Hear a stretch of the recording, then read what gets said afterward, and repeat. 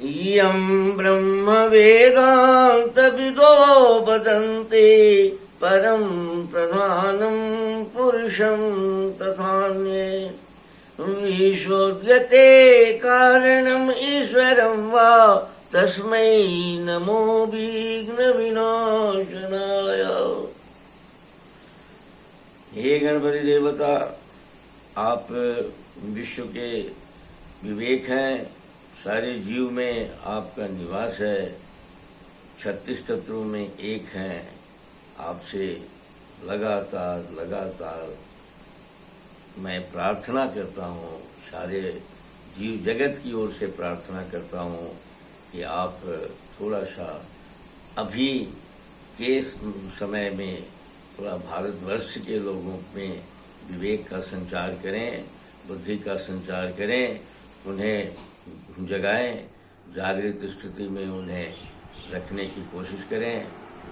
ऐसी परिस्थिति में आप अगर थोड़ा सा सहयोग कर देंगे तो फिर से मनुष्य जो है में ईश्वर तत्व और सृष्टि का जो काम क्रोध लोभ का तत्व है, दोष गुण से ये युक्त हो जाएगा।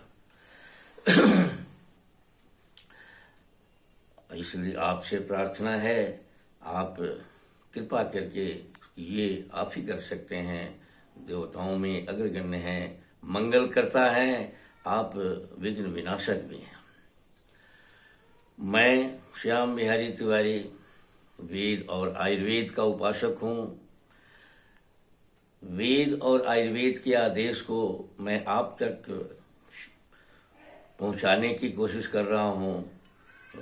सभ्यता के काल में जब हम जंगली से सभ्य हो रहे थे, उस समय हम मनुष्य ने, हमारे पूर्वजों ने एक वादा किया था और वादा के आधार पर ही हम सभ्यता की ओर आगे बढ़े थे कि हम प्रकृति से एकात्म संबंध बना के चलेंगे और बना के चलने में अनवरत हम आयुर्वेद और वेद के ज्ञान के आदेश का पालन करेंगे। लेकिन वह आदेश, वह ज्ञान, उसका जो आयुर्वेद का जो संदेश है, उसे हमने छोड़ दिया है। और परिणाम इसका हम बार बार कहते हैं कि परिणाम हम अध्ययन करें, कितना चमत्कार है, लेकिन जब रिजल्ट हमारी परिणाम हम अस्वस्थता में है, रोग में है, भय में है, जो हमारे भीतर नहीं है उसका भी क्रिएशन में है, तो उसे हमें विचार करनी चाहिए। मनुष्य को विचार, समझबूझ, विचारने की क्षमता, संवेदना जन्मजात मिली है, उसका इस्तेमाल हम लोग करें। आज प्रत्येक व्यक्ति तो नहीं कहेंगे, इतना बड़ा देश है, लेकिन अधिकांश लोग आज ओज क्षय के शिकार हैं। ओज का माने, अगर पहले जो था, हमारी जो संस्कृति थी, खान पान थी, रहन सहन थी, सुबह से शाम तक ले दिनचर्या, रात्रिचर्या था, इस पर बहुत ध्यान दिया गया था कि किसी भी हालत में हम जानकार हों चाहे ना हो, हमारे के किसी भी व्यक्ति में ओज की कमी न रहे। ओज जो है वो जगत की, हमारे शरीर की संचारिका शक्ति का प्रथम स्रोत है।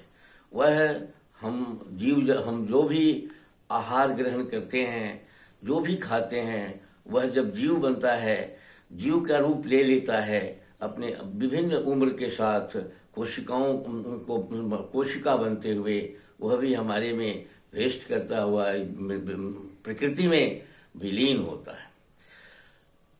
हमारा उम्र आयु के हिसाब से हमारा उम्र माने ज़्यादा है, और कोशिकाओं का उम्र कम है। उनके मेल से के संगठन से हम बनते हैं। तो वे सारे जो पदार्थ जो प्रकृति की ओर से बनी हुई है, पेड़ पौधों से जो हमारे भीतर पोषण के लिए आती है, वो सब परिष्कार को प्राप्त कर रही है।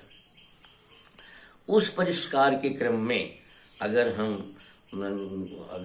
सावधानी से या प्रकृति के साथ जुड़कर आहार विहार पर अगर नज़र नहीं रखेंगे, प्रकृति की जो हमारे कफ पित्त वायु और रजतम सत्व रजतम को प्रभावित करने वाला जो तत्व है, जो क्रियाकलाप है, उस पर हम विचार नहीं करेंगे, संभवतः हमें हमारे में ओज नहीं रहेगा।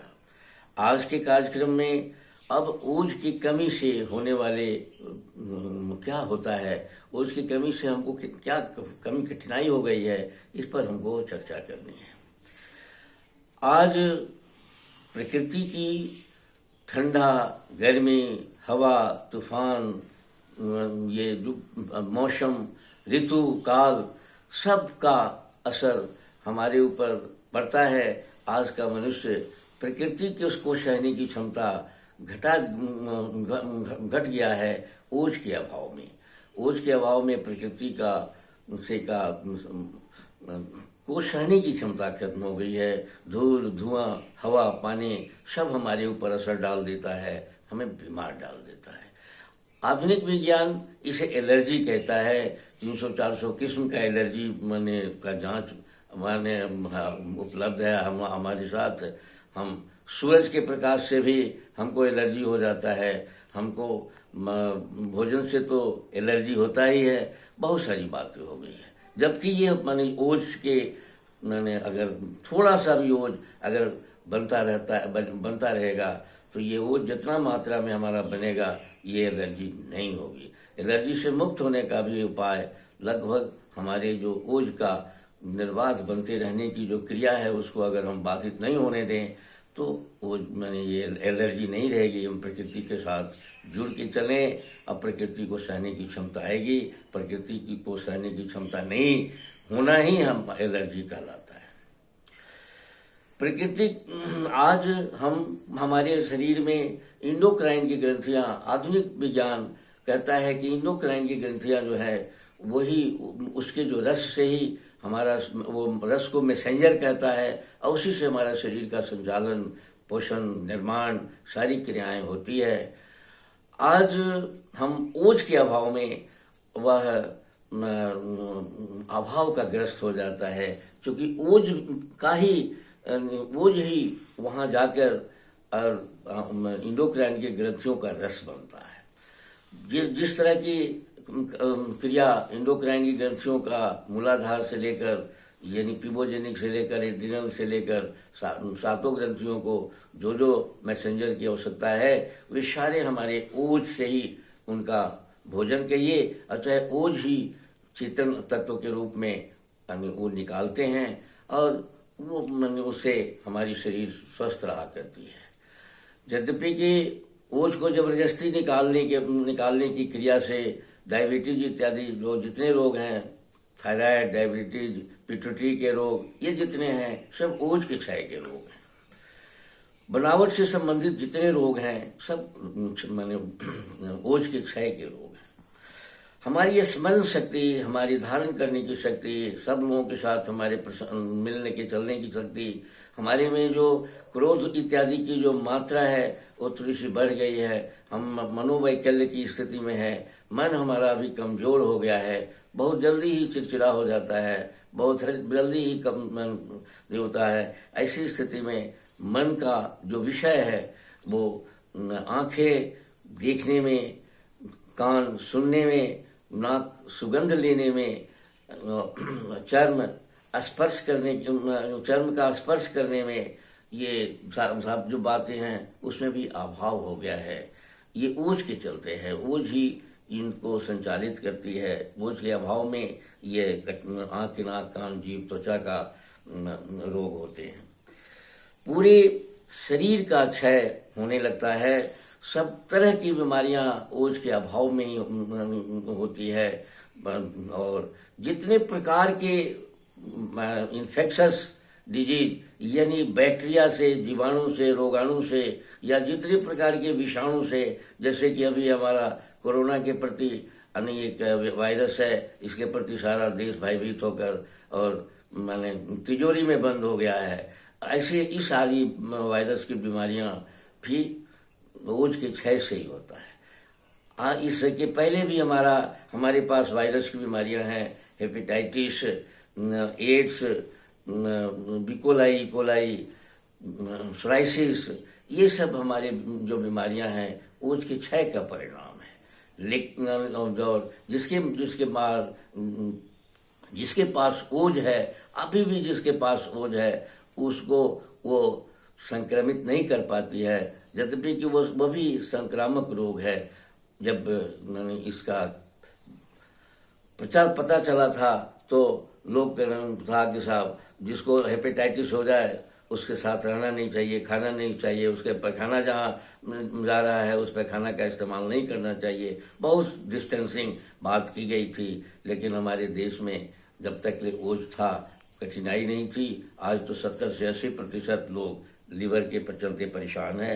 हेपेटाइटिस का जो वायरस है वो लीवर को खा जाता है, गूंज लगा देता है। पुरानी रोगें जो हमको डिजेनरेटिव डिजॉर्डर का लोग कहता है, पुरानी बीमारियां सब डिजेनरेटिव डिजॉर्डर जो हमारे शरीर को क्षय करके मार देने की स्थिति पैदा करती है, वो सब ओज के अभाव नहीं होता है। तो आज ओज के क्षय के लक्षण के स्तर का यानी एक शब्द में अगर कहें तो कोई ऐसी क्रिया नहीं है हमारी या कोई हमारे स्वास्थ्य को संभालने वाली ऐसी ताकत नहीं है जो ओज का विकल्प हो।